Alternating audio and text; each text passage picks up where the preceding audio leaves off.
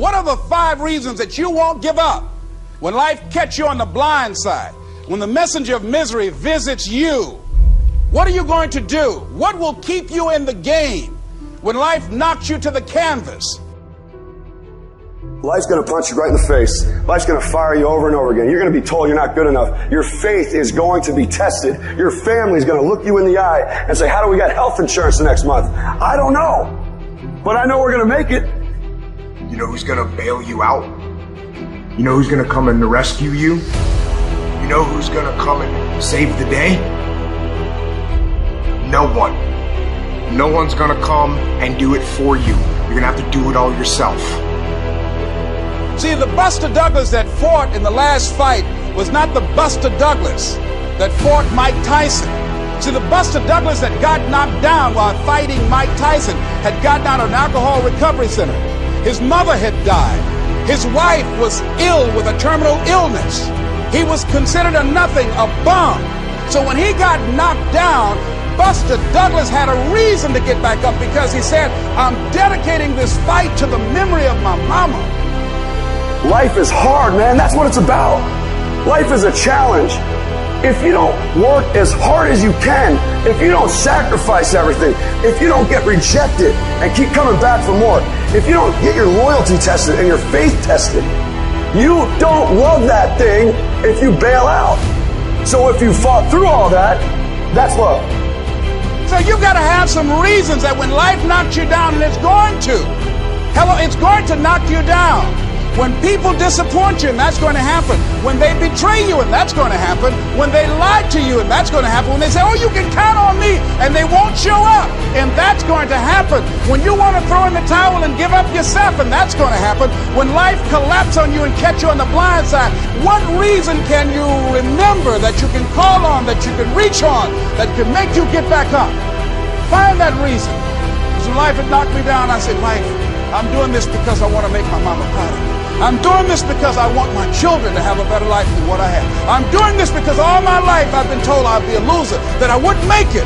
I'm doing this to make them a lie. I believe like Frank Sinatra, he said the best revenge in life is massive success. I'm doing this so I can become massively successful. And with that kind of courage, with that kind of affirmation and reason to empower me, I got a saying that when life knocks you down, try and land on your back, because if you can look up, you can get up.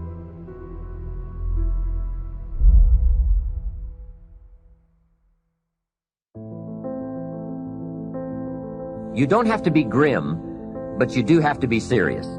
Hey, everybody hopes things will get better, but remember, the future does not get better by hope. It gets better by plan. And hope unaided by clear plans can finally become an illness. There's a Bible phrase that says, hope long delayed makes the heart sick. It's a sickness. I used to have the illness known as passive hope. It's bad.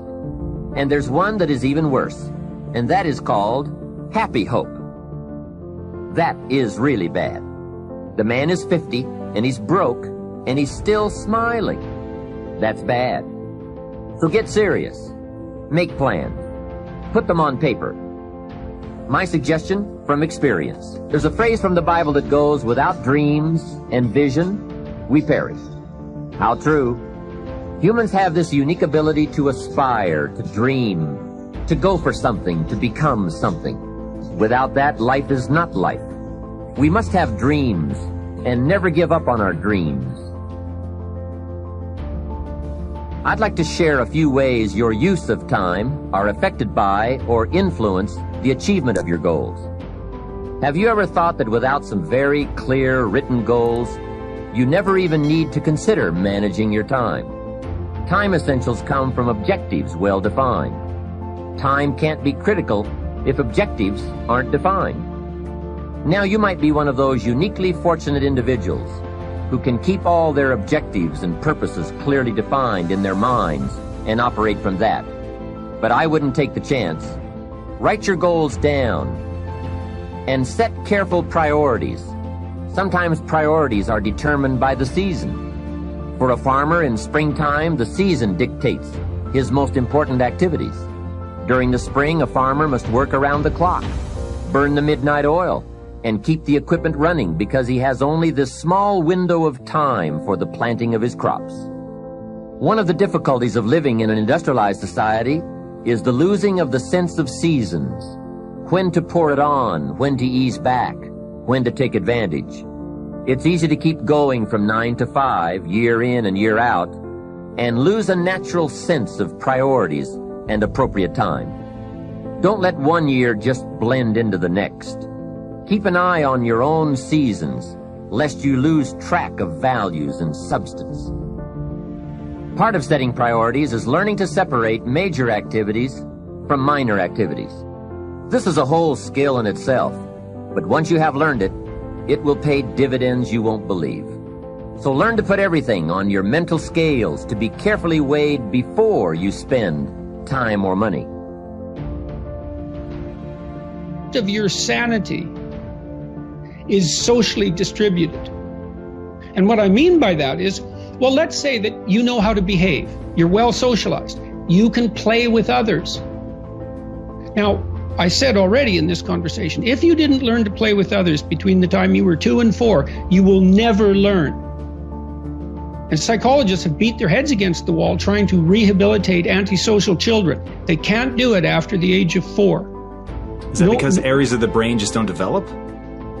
Well, it seems to be partly because the kids fall farther and farther behind. So let's say you make the leap from egocentric dependence on your mother at 2 and 3 to immersion in a peer group. Well, then you pick peers that are at your same developmental level, and you chase each other up the developmental ladder. And the longer you're out of that, the farther you fall behind. And so, kids, 5-year-old kids might come across another 5-year-old kid who tends to cry too much if they don't get their way. And they'll say, we don't want to play with the baby. And what they're saying is, we have to find someone who's at our developmental level, shares our developmental horizon, so that we can mutually scaffold our further development. Now, they're not going to say that, obviously, but that's the situation. And kids test each other out when they first meet. So do adults. Game. Can you play? Are you playing at the same level as me? I'm playing my game at the level that will further my development. Can you play along with me? If not, well, maybe you're lower in status and I can pull you up as a mentor. Maybe you're higher in status and I can learn from you. But if you're a peer, we can play together. Anyways, if you're acceptable to your peers and you behave well, they'll accept you. And then they tell you all the time if you're acting appropriately.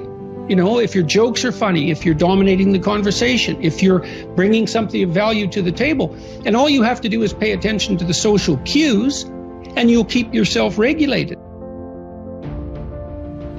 And at the end of the day, you're going to get what you focus on. They're both true. This is both the most amazing time that's ever happened, ever in recorded history. And yet real things that are terrifying are also happening. But where you put your energy, where you put your attention, where you put your focus, is going to determine what you see. And that is the most fascinating and the most important thing you have to understand about the way that your mind works. You get what you focus on. If you focus on the things that are bad, they will become real. They will become exaggerated. They will begin to monopolize your thoughts. You'll see them everywhere. It's called the reticular activating system. Your mind is literally designed to pay attention to the things that you notice. Once you notice a certain car, you see it everywhere. Once you notice a certain dog, you see it everywhere. Once you hear a certain name for the first time, suddenly you realize that name has been all around you this entire time. But now that you're focusing on it, now that you're looking for it, it is everywhere. So whatever you look for, it's going to be everywhere. If you look for the negative, it'll be there. But if you look for the positive, it will overwhelm you. When you manage something, you do so to keep it going. Well, you don't need to keep time going. You don't even need to watch it. You can be completely unaware of it. You can go to sleep. Doesn't matter. Time just continually moves. Doesn't need you. It doesn't need me. It just keeps moving. We don't need to do time management because there's nothing to manage. It's automatic. It continually moves. What we need to do is priority management. With the time that is continually slipping away from us, we need to manage our priorities to maximize the time we have. So don't manage your time, maximize your time. How? By doing the things that are the most important to do at that moment. Make every day your masterpiece.